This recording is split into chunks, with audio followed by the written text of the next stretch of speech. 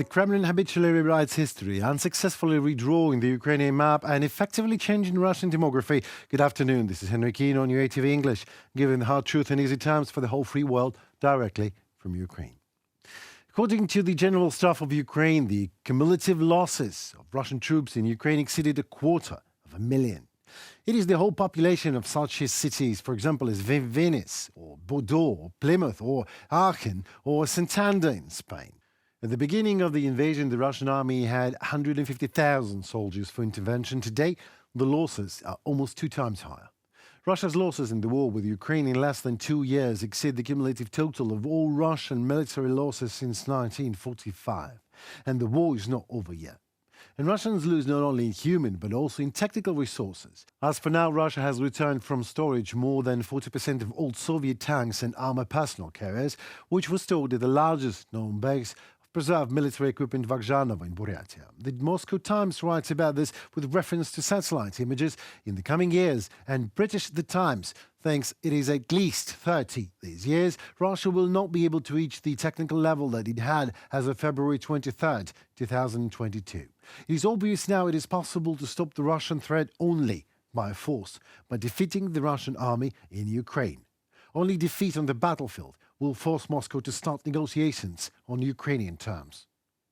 With each step, the number of countries that unconditionally respect Ukraine's independence, territorial integrity, sovereignty, and are ready to work on a part of the whole of the peace formula is growing. And the isolation of Russia is growing as well. We are the ones keeping this initiative today, and I am very pleased that more and more countries support us in this. Andriy Yermak, head of the Office of the President of Ukraine, on the air of the Ukrainian Teletone.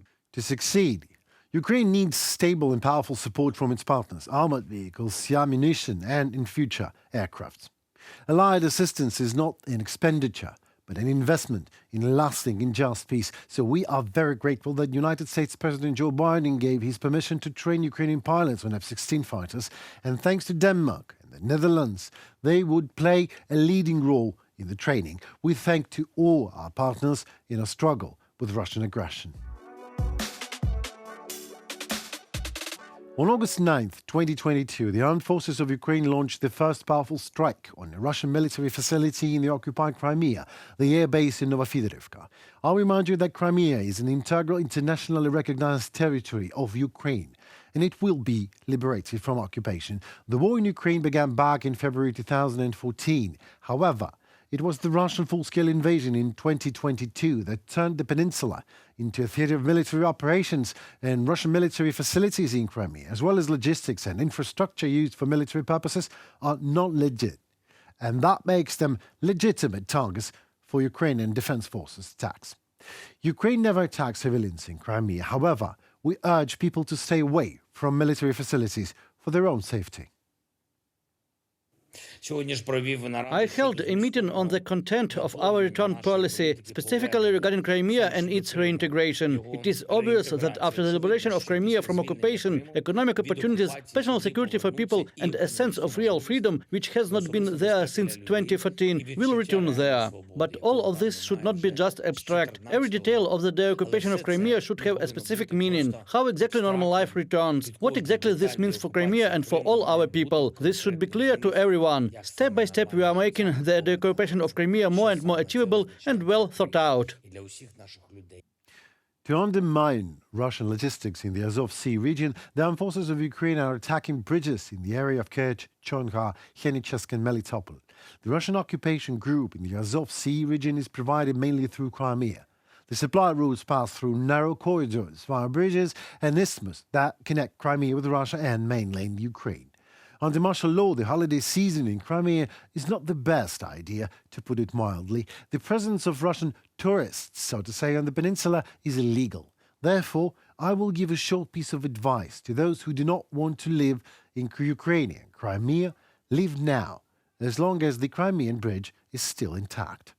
Because all of the protection military systems just cannot cope with the greatest force, justice. Justice and long-range missiles.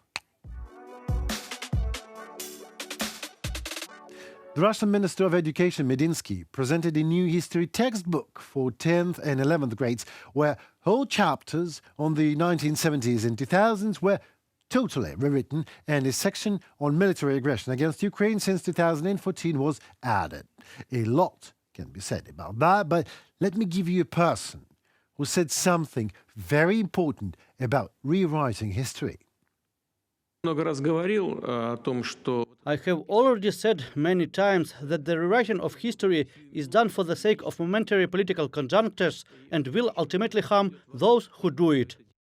I hope that Kremlin agents are watching us right now and they will show this Putin words to Putin. Maybe he will recall his own words or the words of one of his doppelgangers. Well, of course not. He doesn't care about his own words. And Putin is right. Putin knows that all Putin says means nothing. It's just a thrash. Putin knows that him and his regime turned Russia into a totalitarian state that indoctrinates the population with imperial mania and lies. Russia's hypocritically condemned the rewriting history in neighboring countries while doing the same in their own. Hard truth, in easy terms, whitewashing the Soviet era in the textbooks is a refusal to recognize the crimes and mistakes of the communist regime and therefore get ready to repeat them.